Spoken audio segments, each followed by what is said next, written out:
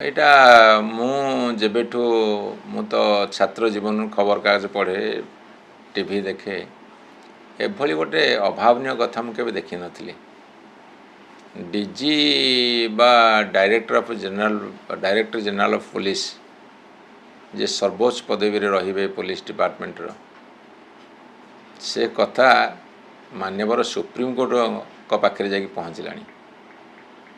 ପହଞ୍ଚିବାର କାରଣ ହେଉଛି ଏମାନଙ୍କର ପରିଚାଳନାଗତ ତ୍ରୁଟି ଏବଂ ଅଭିସନ୍ଧିମୂଳକ କ'ଣ ତା ଭିତରେ ଥାଇପାରେ ସେ କଥା ହେଇଥିବ।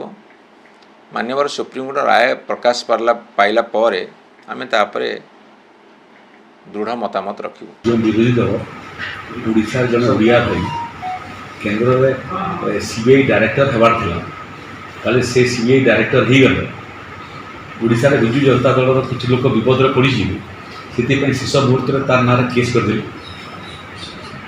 ମନେ ଅଛି ସେ ଘଟଣା? ପ୍ରକାଶ ମିଶ୍ର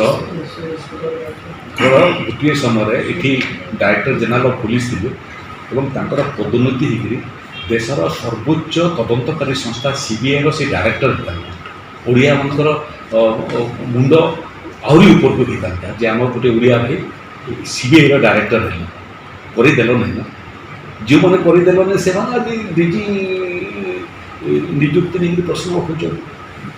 ଏବେ ସେମାନଙ୍କୁ ମୋର ପରାମର୍ଶ, ପ୍ରଶ୍ନ ଉଠାଇବାର ତୁମର ଅଧିକାର ଅଛି ଏବଂ ଗଣତନ୍ତ୍ରରେ ଆପଣ ପ୍ରଶ୍ନ ନ ଉଠାଇବେ କି ଉଠାଇବେ, ନିଶ୍ଚୟ ଉଠାଅ, ତାର ଜବାବ ଆମେ ଦେବୁ, କିନ୍ତୁ ଉଠାଇବାର ସାଙ୍ଗରେ ସାଙ୍ଗରେ ନିଜେ 25 ବର୍ଷରେ କ'ଣ କରିଥିଲ ଯଦି ଦେଖିଦିଅନ୍ତ ତାହେଲେ ହୁଏତ ପଚାରିବା ପାଇଁ ସଂକୋଚ କରନ୍ତ।